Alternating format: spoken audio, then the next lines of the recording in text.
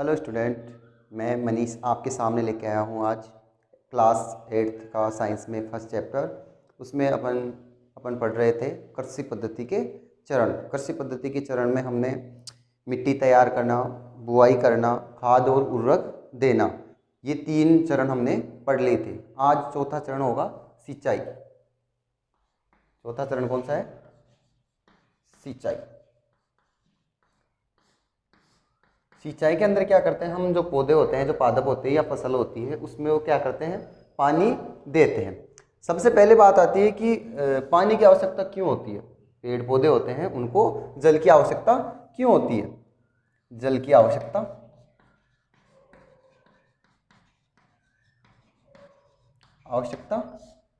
क्यों होती है? आपसे मैं पूछूं कि पेड़ पौधे होते हैं, उनको जल की आवश्यकता क्यों होती है? आपको पता होना चाहिए, क्योंकि जो पौधे होते हैं, पौधों में लगभग 90%, पौधों में 90% क्या होता है? जल होता है।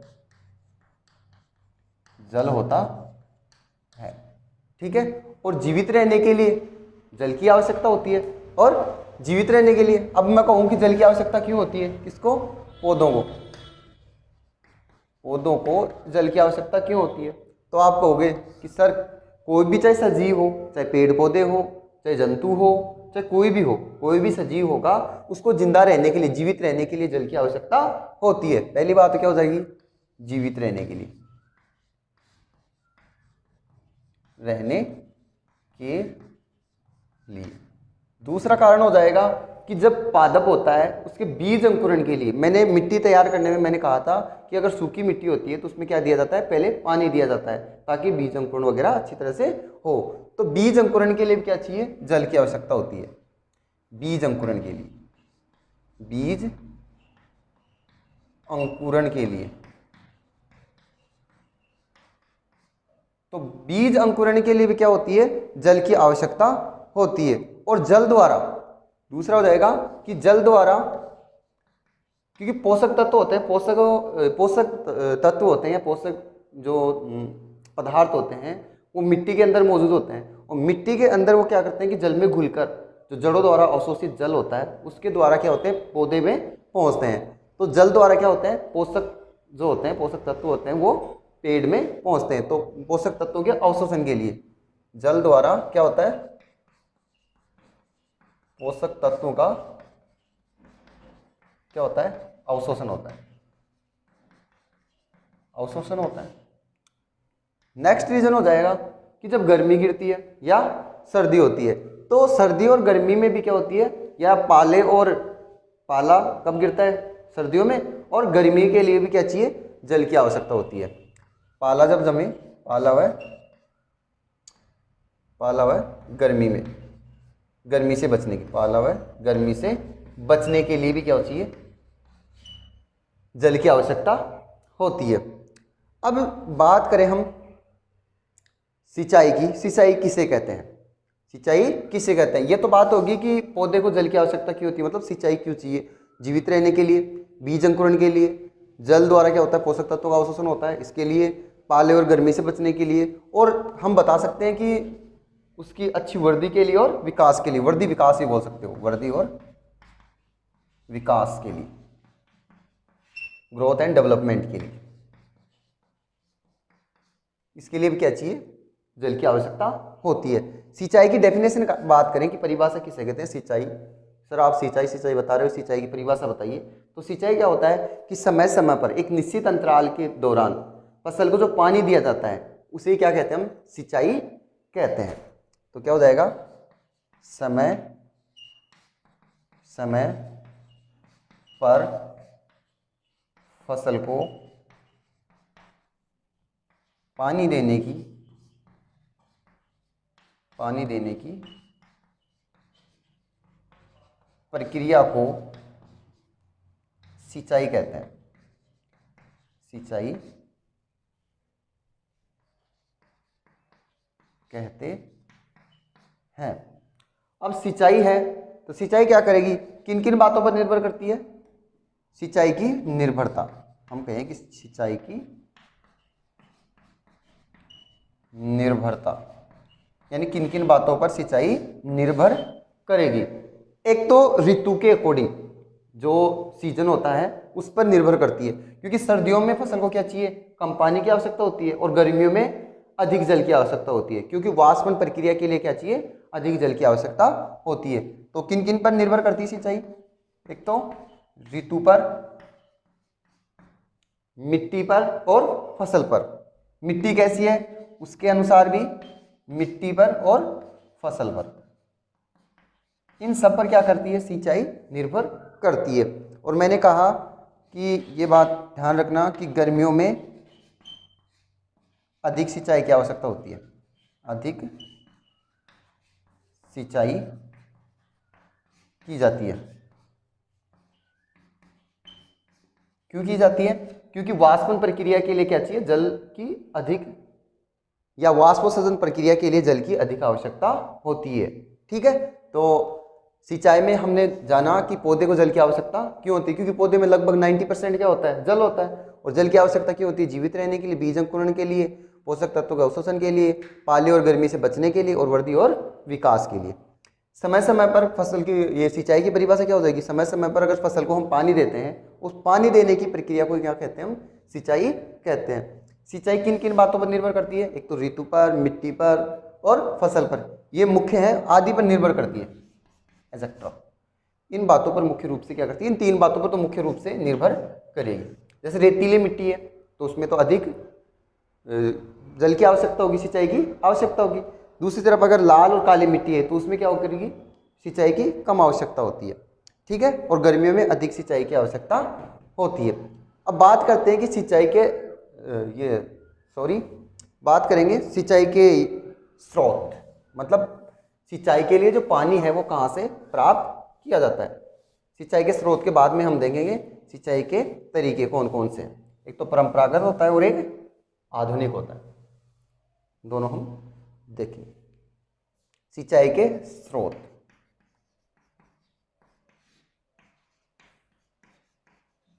सिंचाई के स्रोत यानी जल कहाँ कहाँ से प्राप्त होता है। सिंचाई के लिए जो फसल को हम पानी देते हैं वो कहाँ से प्राप्त होता है, जैसे कुआं हो गया,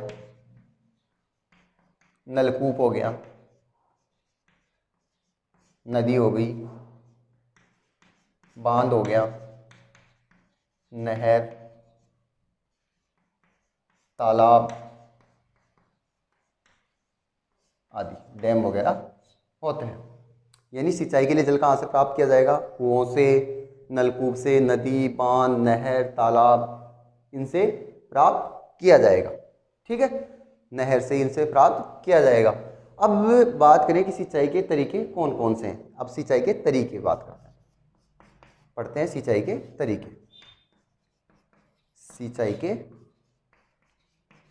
तरीके, तरीके में सबसे पहले हम जो परंपरागत होता है, परंपरागत तरीके हैं उनके बारे में पढ़ते हैं।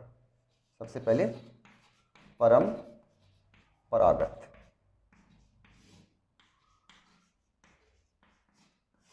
परंपरागत तरीका क्या होता है कि इसमें जो पुराने समय में जैसे सिंचाई की जाती थी उसके बारे में बताया है। तो परंपरागत तरीके में क्या किया जाता था, पुराने जमाने में किस तरीके से सिंचाई की जाती थी उसके बारे में बता दो।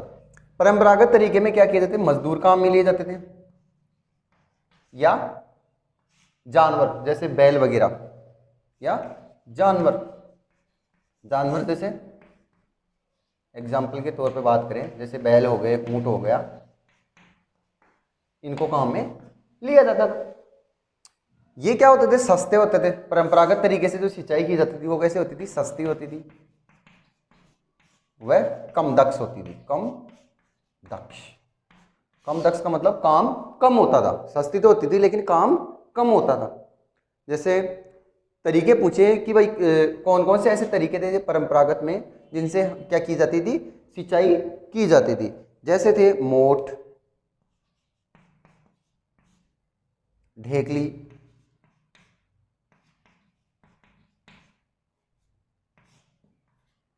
और रहट, चैन पंप। इनके द्वारा क्या क्या की जाती थी, सिंचाई की जाती थी। किस किस के द्वारा? मोट, ढेकली, रहड़ और चैन पंप। तो मोट के द्वारा कैसे की जाती थी वो देखो।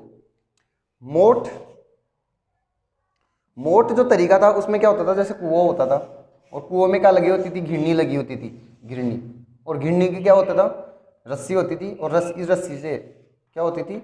एक बड़ा पात्र बंधा होता था इससे। तो ये कुएं के अंदर जाकर फिर इसको वापस ऊपर खींचते थे, या तो आदमी मजदूर खींचते थे या जानवर के जैसे बैल बांध दिया या ऊंट, इनके द्वारा इसको पानी ऊपर खींचा जाता था। ये तो कौन सा है? मोट। तो मोट में क्या किया जाता था? जो कुएं के अंदर जो रस्सी से बांधकर एक बड़ा पात्र डाला जाता था। फिर बात करें हम ढेकली की, तो ढेकली में क्या होता था? ढेकली के अंदर जैसे एक बड़ी, इसको बोल सकते हैं हम बड़ा, एक एक हार्ड वाली क्या होती थी, इसको लकड़ी बोल सकते हैं। उसमें एक तरफ तो क्या होता था? पात्र, और एक तरफ क्या होता था? कुछ भार लटका होता था, भार बांधा होता था। इससे क्या होता था कि ये बीच में से होते हुए ये क्या होती थी कि जैसे इसको ऊपर करते थे तो ये नीचे क्या होता था? पानी का सोर्स थे, उनसे भर के फिर इसको ऊपर खींच लिया जाता था और इससे पानी निकाला जाता था। ठीक है। बात करें हम रहड़ की। रहड़ में क्या होते थे कि एक लकड़ी का बंधा होता था और इससे क्या होते थे? बैल को बांध देते थे, और ये इसके चारों तरफ क्या करता था? चक्कर निकालता था, और इस चक्कर के द्वारा जो इससे जो पानी के सोर्स थे, स्रोत थे, उनसे क्या होता था? पानी बाहर निकलता था। ठीक है। चैन पंप। चैन पंप में क्या होता था कि चैन लगी होती थी और जो सोर्स होते थे पानी के, जैसे कुएं वगैरह हो गए, तो इनसे क्या होता था? बाहर निकलते थे। जैसे ये इसके अंदर क्या होते थे? ये चैन सिस्टम में क्या होते थे? कुछ पात्र लगे होते थे जो पानी से भर भर के आते थे। अब जैसे ये घूमता था, इसको क्या करेंगे? घुमाएंगे, तो घुमाएंगे तो ये यहाँ से क्या हो जाएगा? इससे पानी बाहर निकलता था।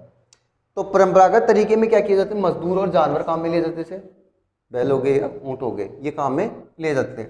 ये सस्ती होती थी लेकिन कम दक्ष। कम दक्ष का मतलब कार्य कम होता था। तरीके कौन कौन से हैं? जैसे मोट में क्या होता था कि जैसे पानी का सोर्स हो गया, जैसे कुएं वगैरह हो गए, तो इससे रस्सी से बंधा हुआ एक बड़ा पात्र होता था, इसमें कुएं के अंदर जो पानी होता था उसको भर के बाहर निकाल लिया जाता था। ढेकली की बात करें तो ढेकली क्या होती थी कि एक तरफ तो क्या होता था?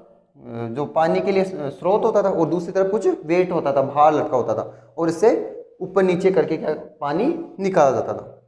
रहड़ की बात करें तो रहड़ में क्या होता था कि इसके चारों तरफ क्या चलता था? बैल वगैरह या ऊंट वगैरह चलते थे, और जिससे पानी बाहर निकलता था। और चैन सिस्टम में क्या होता था कि चैन सिस्टम में चैन लगी होती थी, और इससे क्या लगे होते थे? कुछ पात्र लगे होते थे। जैसे ये चेन सिस्टम है बड़ा, और इसमें ये पानी के सोर्स हैं, पानी के लिए क्या लगा रखे हैं? बर्तन लगा रखे हैं। तो ये क्या होगा? जैसे ही घूमेगा तो ये पानी के अंदर रहेगा, तो जैसे ही ये घूमेगा तो पानी भर के बाहर निकल आएगा। मतलब अपने को जो पानी के सोर्स हैं उनसे पानी बाहर निकालता था। तो इस प्रकार क्या होता था कि ये सस्ता तो होता था लेकिन कम दक्ष, इससे काम कम होता था, क्योंकि पानी धीरे धीरे निकलेगा, इससे काम भी कम होगा। तो ये तो हो गया सिंचाई के तरीके में परंपरागत तरीका। इसके बाद में देखो जो आधुनिक साधन है, आधुनिक तरीके हैं, आधुनिक साधन से कैसे सिंचाई की जाती थी। आधुनिक तरीके, सिंचाई सिंचाई के तरीके में क्या करेंगे? आधुनिक तरीका। दूसरा कौन सा है? आधुनिक, यानी प्रेजेंट समय में कैसे की जाती है आधुनिक तरीके, या आधुनिक सोर्स। आधुनिक तरीके में दो की बात करेंगे। एक तो हम बात करेंगे किसकी? दो तरीके से क्या की जाती है? सिंचाई की जाती है। एक तो छिड़काव तंत्र, और एक ड्रिप तंत्र।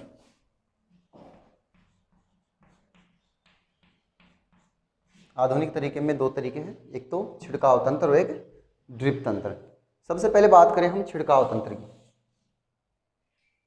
छिड़काव तंत्र में क्या होता है? एक पाइप होता है, ऊर्ध्वाधर पाइप होता है, ऊर्ध्वाधर पाइप होता है। इसके ऊपरी सिरे पर क्या लगाए जाते हैं? नोजल लगाए होते हैं। क्या लगे होते हैं? नोजल। क्या होते हैं? नोजल लगे होते हैं।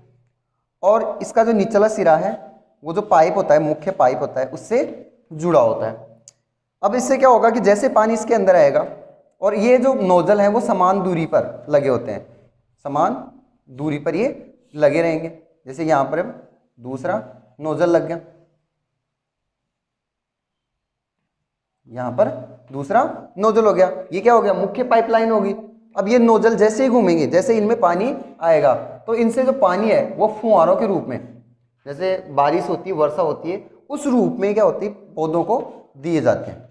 दोनों तरफ से क्या निकलेगा, पानी निकलेगा और क्या होगा, सिंचाई की जाएगी। जो छिड़काव तंत्र है वो असमतल भूमि होती है, असमतल भूमि के लिए लाभकारी होता है, असमतल भूमि, क्योंकि उसमें वैसे तो सिंचाई की नहीं जा सकती, इसलिए इस छिड़काव तंत्र से क्या की जा सकती है, सिंचाई की जा सकती है। तो छिड़काव तंत्र आपने समझा कि एक ऊर्ध्वाधर पाइप होता है जिसके ऊपरी सिरे पर क्या लगे होते हैं, नोजल लगे होते हैं और इनकी दूरी क्या होती है, समान। ऐसे ही नोजल लगे होते हैं खूब, जो जितना पानी के स्रोत है, पानी के अकॉर्डिंग क्या करेंगे, नोजल लगाए जाएंगे और इन नोजलों से क्या होगी, जो फसल होगी उन पर कैसे होगी, जैसे वर्षा की तरह सिंचाई होती है, वर्षा की तरह क्या होगी, सिंचाई होगी। जो असमतल भूमि है उसके लिए क्या होती है, लाभकारी होती है। ठीक है, और ये नोजल होते हैं वो नीचे मुख्य पाइप से जुड़े होते हैं, पाइपलाइन से जुड़े होते हैं। दूसरा जो तरीका है वो कौन सा होता है, ड्रिप तंत्र होता है। ड्रिप तंत्र के अंदर पौधों को बूंद बूंद सिंचाई के रूप में, यानी बूंद बूंद सिंचाई कहते हैं इसको। ड्रिप तंत्र को क्या कहते हैं, बूंद बूंद सिंचाई, बूंद बूंद सिंचाई, यानी कि पौधे की जो जड़ें होती हैं उनके लिए जो सिंचाई होगी, मतलब जो पानी का सोर्स होगा उनमें बूंद बूंद गिरेगी। मतलब पादप की जो जड़ें होती हैं, जैसे ये पादप है और ये इसकी जड़ें हैं, तो ड्रिप तंत्र की क्या होती है, लाइनिंग होती है और इसमें क्या कर देते हैं, हल्की सी जो छिद्र होता है वो होता है और उसमें बूंद बूंद करके क्या होता है, पानी या कह सकते हैं कि सिंचाई की जाती है, बूंद बूंद के रूप में पानी बाहर निकलता है। एक बात ध्यान रखना, ड्रिप तंत्र की इस सिंचाई के जो विधि है, तरीका है, इसके अंदर पानी बिल्कुल भी व्यर्थ नहीं होता, पानी व्यर्थ नहीं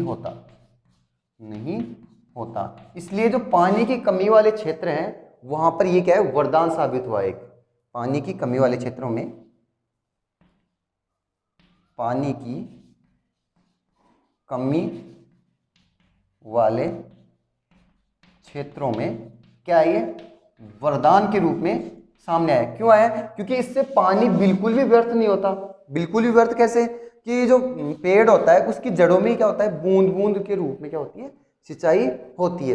अब ड्रिप तंत्र कैसे लगे होता है ये जरूर देख लें कि इसमें भी क्या होता है कि पाइप होती है खूब, ये एक जो मुख्य पाइप होता है उस मुख्य पाइप से क्या होती है, ये जो छोटी पाइप है वो निकाली होती है, छोटी पाइप निकाली होती है और इनके अंदर क्या बना दिए जाते हैं, छोटे छोटे छिद्र लगा दिए जाते हैं, छोटे छोटे छिद्र होते हैं और इन जो छोटे छोटे छिद्र होते हैं वहाँ पर क्या लगाए जाते हैं, प्लांट्स लगाए जाते हैं। इसलिए क्या होता है कि जो मुख्य पाइपलाइन है उससे तो पानी निकलेगा नहीं, लेकिन ये छोटी पाइपलाइन है, इनसे क्या होगा, एक बूंद बूंद रूप में पौधे को सिंचाई के लिए पानी मिलेगा। यानी पौधे को वृद्धि के लिए क्या होगा कि बूंद बूंद के रूप में क्या होगा, पानी मिलेगा। और ये जो पानी की कमी वाले क्षेत्र हैं वहां पर ये क्या है, वरदान के रूप में साबित हुआ। ठीक है, तो ये हो गए आधुनिक तरीके। आधुनिक तरीके की दो विधियां थी, छिड़काव तंत्र और ड्रिप तंत्र। छिड़काव तंत्र में नोजल लगे होते हैं जो बारिश की बूंद की तरह क्या होती है, जैसे बारिश होती है उसकी तरह क्या होती है, पौधों को पानी मिलता है। ठीक है, और ड्रिप तंत्र जो बूंद बूंद सिंचाई कहते हैं इसको, जो ये इसमें अंतर्गत पानी की जो पानी होता है वो बिल्कुल भी व्यर्थ नहीं होता और जहाँ पर पानी की कमी वाले क्षेत्र होते हैं वहाँ पर इसको अधिक यूज किया जाता है, क्योंकि इससे पानी वेस्टेज बिल्कुल भी नहीं होता है। और इसका यूज़ हम जैसे बगीचों में कर सकते हैं और पानी की कमी वाले क्षेत्रों में कर सकते हैं। ठीक है, तो आज की इस वीडियो में जो पौधों की ये फसल की सिंचाई किस प्रकार की जाती है इसके बारे में जाना। नेक्स्ट वीडियो में जो नेक्स्ट इसका चरण है कृषि पद्धति का, कौन सा है, खरपतवार को नष्ट करना। नेक्स्ट वीडियो में हम खरपतवार को नष्ट के लिए और नेक्स्ट हम कंटिन्यू इसको करते हैं। आज के लिए इतना ही, थैंक यू।